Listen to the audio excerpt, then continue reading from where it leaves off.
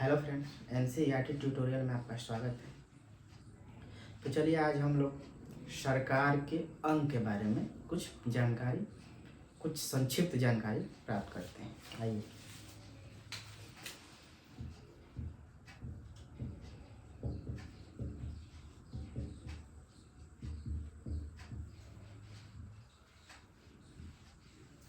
सरकार के अंग। सरकार के अंग से पहले तो हम लोग जानेंगे कि सरकार क्या है। सरकार क्या है?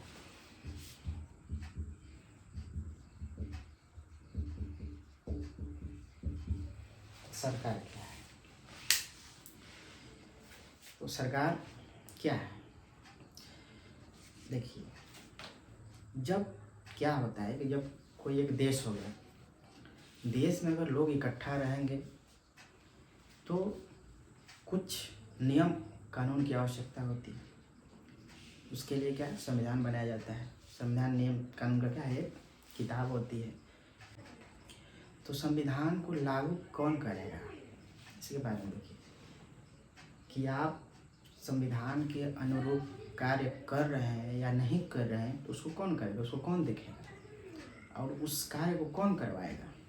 अगर कोई नहीं भी कर रहा है तो उस कार्य को कौन कराएगा। मतलब उसी कार्य को करवाने के लिए क्या किया गया है कि एक शासन व्यवस्था की स्थापना की जाती है। उसी कार्य को कराने के लिए क्या होता है कि किसी भी देश में शासन व्यवस्था स्थापित होती है और उसी शासन व्यवस्था को जो संचालित करता है वही क्या कहलाता है कि सरकार कहलाता है। यानी जो हमारे ऊपर शासन करता है उसी क्या बोला जाएगा, सरकार बोला जाएगा। तो आइए देखते हैं सरकार के अंग के बारे में आप जानते हैं।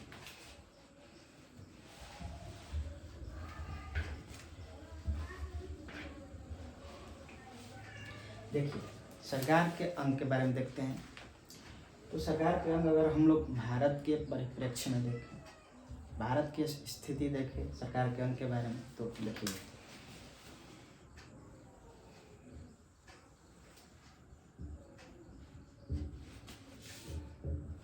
सरकार के अंग में सबसे पहले तो एक विधायिका होता है। सरकार में एक विधायिका होती है, फिर कार्यपालिका होती है और तीसरा न्यायपालिका होती है। देखिए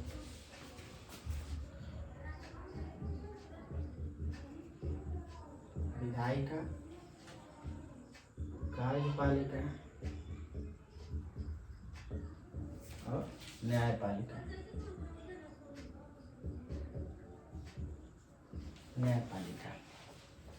विधायिका हो गया, कार्यपालिका हो गया और न्यायपालिका हो गया। यानी कोई आपसे पूछेगा कि सरकार के कितने अंग होते हैं, तो आप क्या बोल सकते हैं कि सरकार के 3 अंग होते हैं। कौन कौन? तो विधायिका, कार्यपालिका और न्यायपालिका। तो आइए देखते हैं कि विधायिका क्या है। विधायिका, विधायिका विधान, विधायिका में एक देख लीजिए कि विधान, विधायिका विधान, विधान मीन्स क्या, विधि कानून, समझे। तो विधायिका क्या है, विधान बनाने की एक सभा है, कक्ष है। मान लीजिए ऐसा लोगों के समूह का एक सभा है विधायिका। विधायिका में क्या किया जाता है कि विधायिका में विधान यानी विधि बनाया जाता है, यानी कानून का निर्माण किया जाता है, समझे।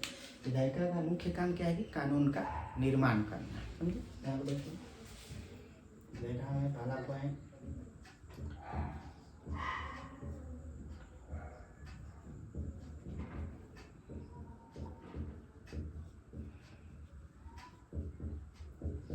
विधायिका, विधायिका क्या करता है कि कानून का निर्माण करता है, कानून बनाता है। फिर दूसरा पॉइंट ये आ जाएगा कि अगर हमारे देश का अगर देखें, भारत का देखें, भारत की स्थिति के अनुसार देखें, तो भारत में कानून कौन बनाता है, भारत में कानून कौन बनाता है। तो आप लोग सुने होंगे, संसद के बारे में सुने होंगे, विधानसभा के बारे में सुने होंगे, विधान परिषद के बारे में सुने होंगे, जिसे संयुक्त रूप से क्या विधान मंडल भी बोला जाता है। यानी संसद के बारे में सुने होंगे, विधान मंडल के बारे में सुने होंगे, समझे। देखिए यानी कानून का निर्माण कौन करता है? संसद करता है और विधान मंडल करता है।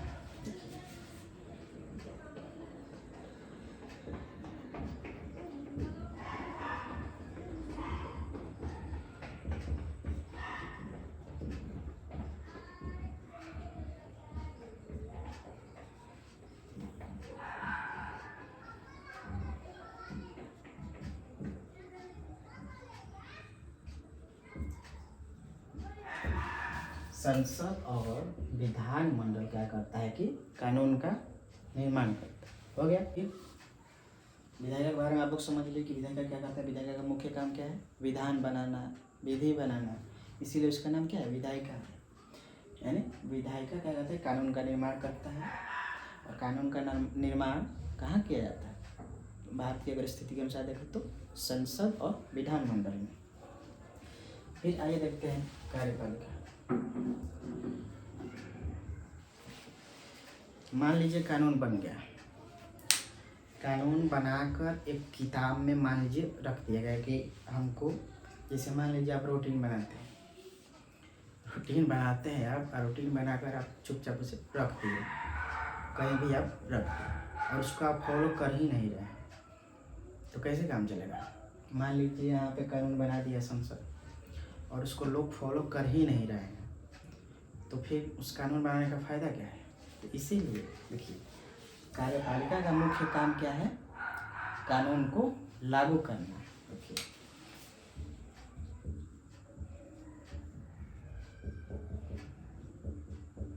कानून को लागू करता है।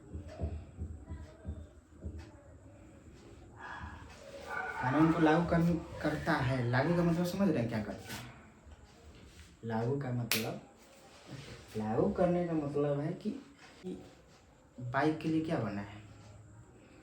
बाइक के लिए बना है कि आप जब 18 साल से प्लस हो जाएंगे और यदि आपके पास लाइसेंस हो तो क्या कर सकते हैं कि आप बाइक चला सकते हैं। अगर वही, यानी कानून क्या है? कानून वही है कि 18 साल प्लस चाहिए और उसके पास लाइसेंस चाहिए और हेलमेट चाहिए, तभी क्या कर सकता है कोई बाइक चला सकता है। ये कानून है, मैंने एक किताब में लिख दिया गया है। उसको फॉलो कराने का कार्य कौन करता है?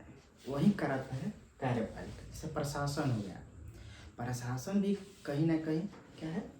कार्यपालिका है, क्योंकि वो कानून को क्या करता है? लोगों के बीच लागू करने का कार्य करता है। प्रशासन क्या है? कार्यपालिका है, समझे? तो वही बिना आप, क्या होता है कि 18 प्लस होते हुए यदि आप बाइक चलाते हैं तो क्या करता है? पुलिस आपके ऊपर फाइन मारता है। यानी ऐसा कानून में लिख दिया गया है कि अगर कोई 18 वर्ष से नीचे का व्यक्ति बाइक चलाता है तो क्या है कि नियम का विरोध है। उसी नियम को मनवाने के लिए सरकार या पुलिस जो होती है वो आपके ऊपर फाइन मारती है, जिससे कि लोग उस गलती को दोबारा न करें और नियम कानून को फॉलो करें। यानी दूसरा पॉइंट अगर देखें, नियम कानून को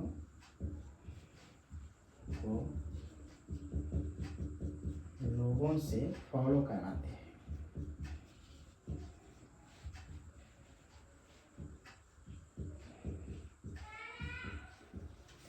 फॉलो करवाते हैं। हो गया। देखिए, अगर हम कार्यपालिका के बारे में देखें कि कार्यपालिका के अंग कौन है, कार्यपालिका में कौन कौन आते हैं, तो देखिए कार्यपालिका में अगर हम केंद्र स्तर की बात करें तो सबसे मुख्य कार्यपालक कौन है? राष्ट्रपति। राष्ट्रपति, उपराष्ट्रपति, उपराष्ट्रपति हो गया, प्रधानमंत्री,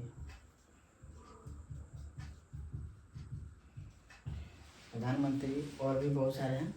अगर हम राज्य स्तर पर बात करें तो राज्यपाल हो गया, राज्यपाल हो गए, मुख्यमंत्री और मंत्रिपरिषद।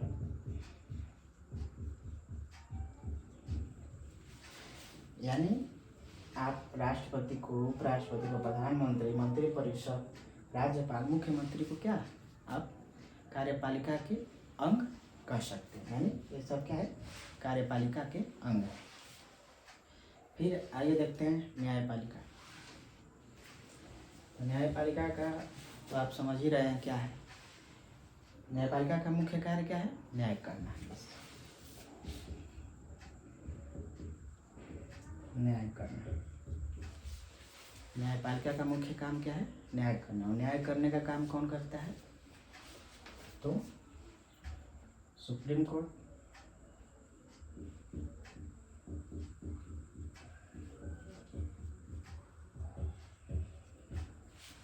केंद्र स्तर पर देखें तो सर्वोच्च न्यायालय, अगर राज्य स्तर पर देखें तो उच्च न्यायालय,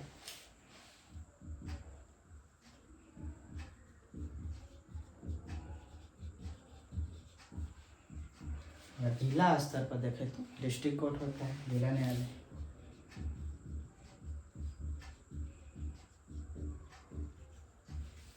जिला न्यायालय हो गया। न्यायपालिका का मुख्य काम क्या है, न्याय करना। कार्यपालिका का मुख्य काम क्या है, कानून को लागू करना। और विधायिका का मुख्य काम क्या है, विधान बनाना, यानी कानून बनाना, कानून का निर्माण करना।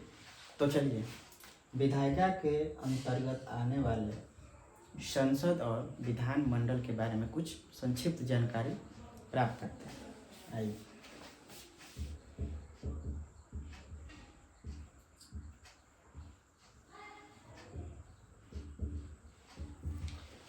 सबसे पहले तो देखते हैं कि संसद क्या है।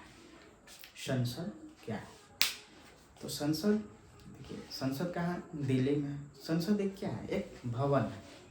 संसद एक भवन है जिसमें क्या है, दो कक्ष बनाए गए। इसमें एक कक्ष को क्या बोला जाता है, राज्यसभा बोला जाता है, और दूसरे कक्ष को लोकसभा बोला जाता है, समझे। मतलब संसद क्या है, एक भवन है, जिस भवन के अंदर क्या है, दो कक्ष है, और जिसमें एक कक्ष को राज्यसभा बोला जाता है और दूसरे कक्ष को लोकसभा बोला जाता है। देखिए संसद के अंग के बारे में अगर देखें तो देखिए संसद के अंग, तो एक बात है राज्यसभा,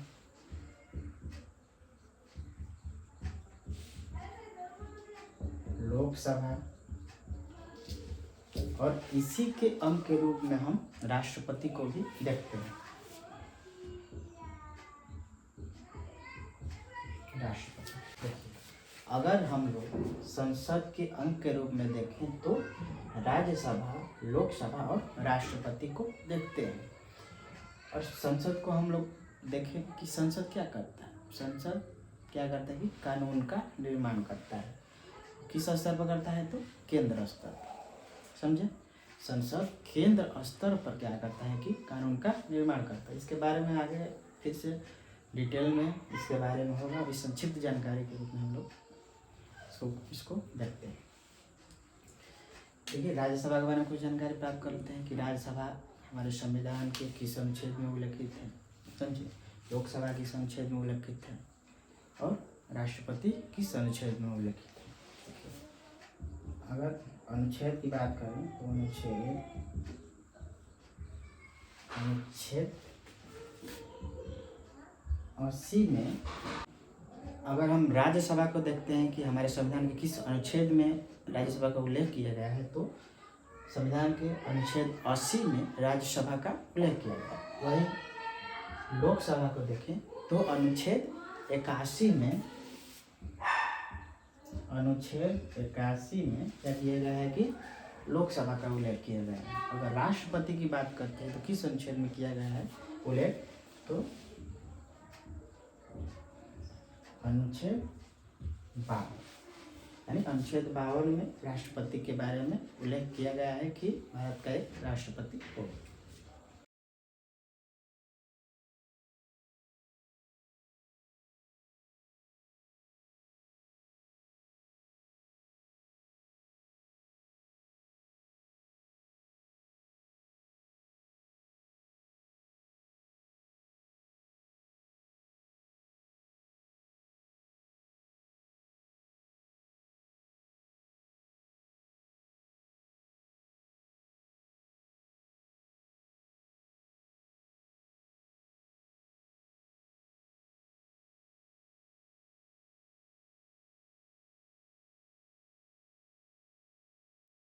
देखिए यहाँ पे कि संसद के अंग कौन कौन होगा, राज्यसभा, लोकसभा, राष्ट्रपति। और राज्यसभा और लोकसभा के जो सदस्य होते हैं इनको क्या बोला जाता है, सांसद बोला जाता है, यानी इसको इंग्लिश में मेंबर ऑफ पार्लियामेंट बोला जाता है, यानी एमपी बोला जाता है। फिर आइए देखते हैं, ये तो अभी क्या है कि संक्षिप्त जानकारी ऐसे ही दे दिए, क्योंकि ये सब आर्टिकल पूछता है तो आप लोग इसको थोड़ा ओवरव्यू के रूप में आप लोग अभी देख सकते हैं, इसको बाद में और डिटेल से बताया जाएगा कि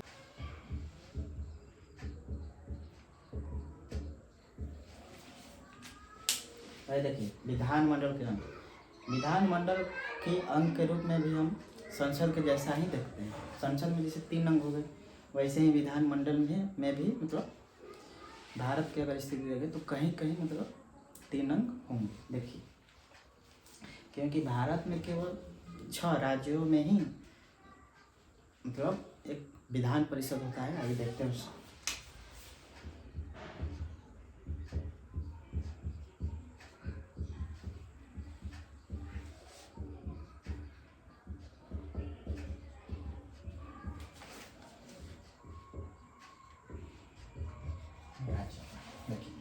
विधानमंडल के अंग में भी देखिए विधानसभा हो गया, एक विधान परिषद हो गया और एक राज्यपाल हो गया। तो ये देखते हैं कि विधान सभा का किस अनुच्छेद में उल्लेख किया गया है। देखिए विधानसभा का अगर देखा जाए तो अनुच्छेद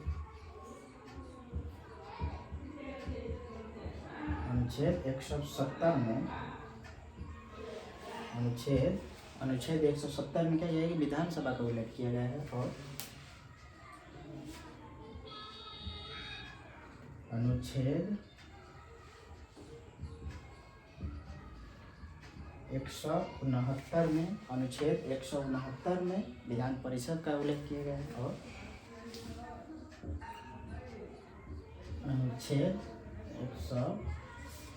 153 में क्या किया गया है कि राज्यपाल का उल्लेख किया गया है। यानी इसको ऐसे याद कर सकते हैं, 69 में क्या है विधान परिषद है, विधानसभा किसमें है 170 में, अनुच्छेद 170 में। देखिए अब जैसे संसद में क्या किया जाता था कि राज्यसभा और लोकसभा के सदस्यों क्या बोला जाता था, एमपी बोला जाता था। वैसे ही यहाँ पर विधानसभा के सदस्यों को एमएलए बोला जाता है, यानी मेंबर ऑफ लेजिस्लेटिव असेंबली।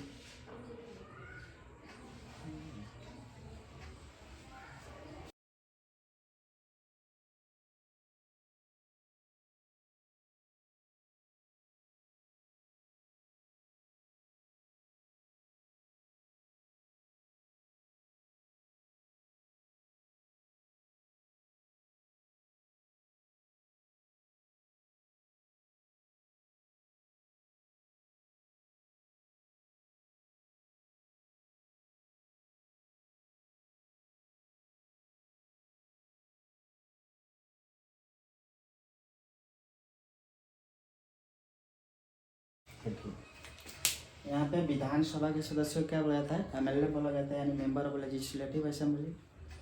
और एमएलसी के सदस्यों को क्या बोला जाता है, मेंबर ऑफ लेजिस्लेटिव काउंसिल, यानी विधान परिषद के जो भी सदस्य होते हैं उसको एमएलसी बोला जाता है। विधानसभा के जो सदस्य उसे एमएलए बोला जाता है।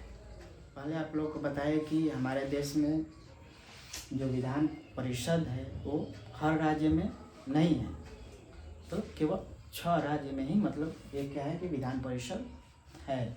अभी वर्तमान समय में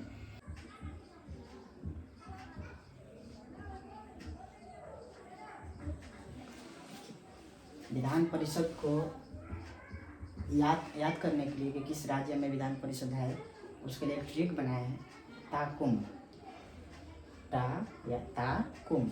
मतलब इसको देखिए टी से क्या हो जाएगा, टी से हो जाएगा तेलंगाना,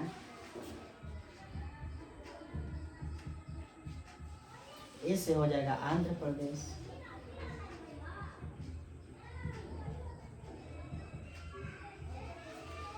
के से हो जाएगा कर्नाटका, के से क्या हो जाएगा कर्नाटक, यू से हो जाएगा यूपी,